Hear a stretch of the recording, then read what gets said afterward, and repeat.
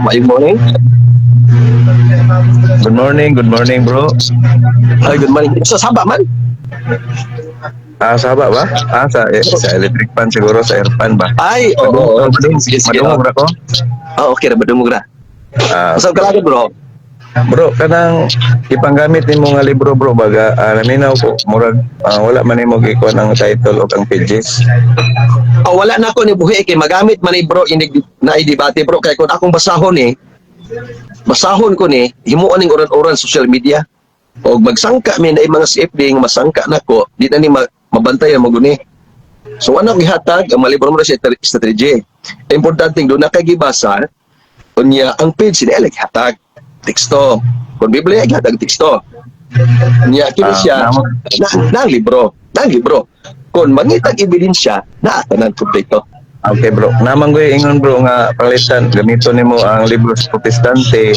Siyempre di ko na mulaban sa simbang Katoliko. Hmm.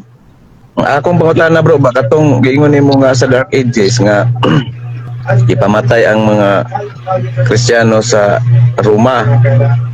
Katong nagbantay sa pulo ka sugo. So katong nagpulo ka sugo, siyempre ang Kristiyano ato kaysa para sa inyo ang nagbantay kung nag-adlay papahuli nga Saturday.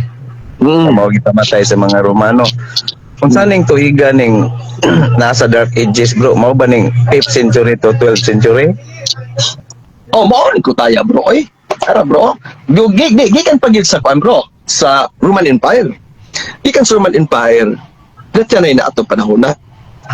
So diya sa Roman Empire doon ay mga Kristiyanos diya sa Roma taliwala sa mga namunuan ng mga emperador bro. Da.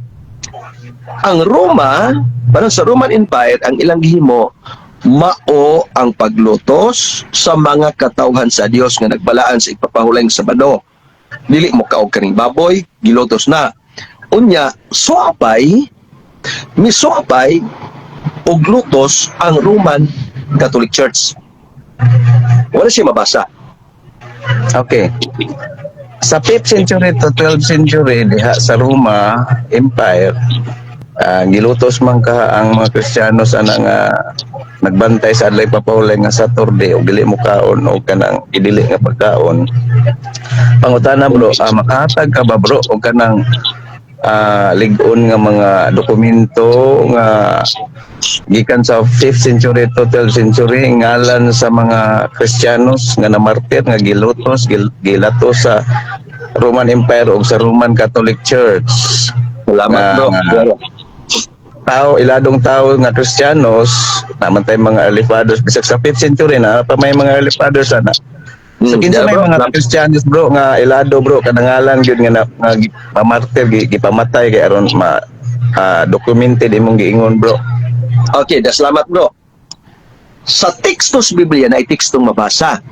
Pero wala na gipangbutang unsay mga pangalan nila. Gipangpatay tungod kay nagsutuman sa sugo sa Dios. Nagbantay sa Sabado, di mo kaog kaning baboy. Hinoon doon ay mga tao dinhi nga gipanghisgutan nga giluto sa gihapon. Parang sa Roman Empire. Kinsa man na bro sa wala gani gibutang ngalan bro. Wala na ay mga tao dire. Ang kinsa man ang mga tawhana. Okay. Naay mga tao di ba nga gihisgutan pero dili ilang ngalan. Wala ngalan ba? Doon ay Pero mga kailan tao mo ni Constantine bro, 3rd century, sa 4th century si Constantine, nabuhi man ang emperador na may mga ngalan lagi mga tao na apoy gipamatay sa unang siglo, ikaduhang siglo kana si Kwan bro, kana si Saint Polycarp, kato silang Justin Martyr, katong silang Agustin, unsa man to mga dili to mga Kristiyanos tong gipamatay. Dara bro. Kana sila, doon ay mga tao nga nag-claim na sila gitawag og Kristiyanos. Gitawag sila Kristiyanos, pero ang ilang gihimo, agin sila sa balaod sa Ginoo. May tungod sa pagtuman sa kasuguan sa Dios. Sa pagtuman sa kasuguan sa Dios, lahi sila. Kaya sama sa adlaw ipapahulay sa Sabado. O dihadaan, bikil na. Unya ang ila, excuse ako. Pero sa aming panghisgutan karon ng mga pangalan, dili man taon na sila tinuod nga Christian. Kay imong subayon ang tinuod nga Christian, followers of Jesus Christ. Kung maghiskot kag followers, dili ka against ni Kristo. Na si Kristo sa Sabbath keepers. Ipapahulay siya. Wasig Sabado. O katong ipangpatay. Ilagay ipapahulay. Lahik mo nga daw. So dili sila kay 321 panahon ni Constantine na ang Sunday. So niya ang panahon na Sunday keeper sila. So gipangpatay sila tungod kay against sa balaod sa Romanhon. Muna tinuod nga explanation. So, ilang ngalan, na-appeal ilang ngalan, pero ang ngalan sa gipang prosecute nga mga Kristiyano wala po nisgutan ang mga pangalan din. Muna siya tinuod ganito mo. Okay bro, salamat bro.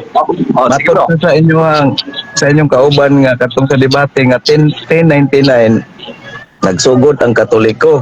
Ya karon miingon ka nga doon na gipamatay sa Roman Catholic Church sa 5th century to 12th century. Sa to pa maana day ang Roman Catholic Church sa 5th century sayop dito ang giingon si mga kauban nga nagsugod na sa 1099. Ya, paminaw ha. Dili sayop, hosto gihapon.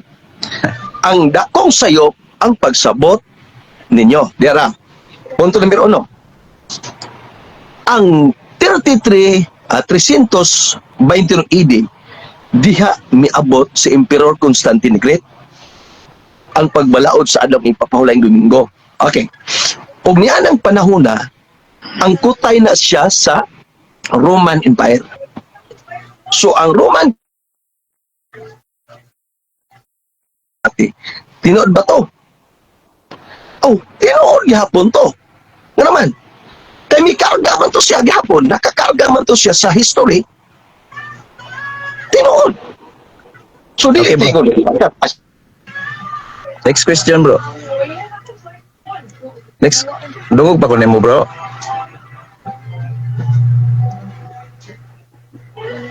Hello bro, dunggan pa ko nimo. Murag nakamute ka bro, nakamute ka. Nakamute imong kuan bro. Bro, Villanueva, nakamute ka bro.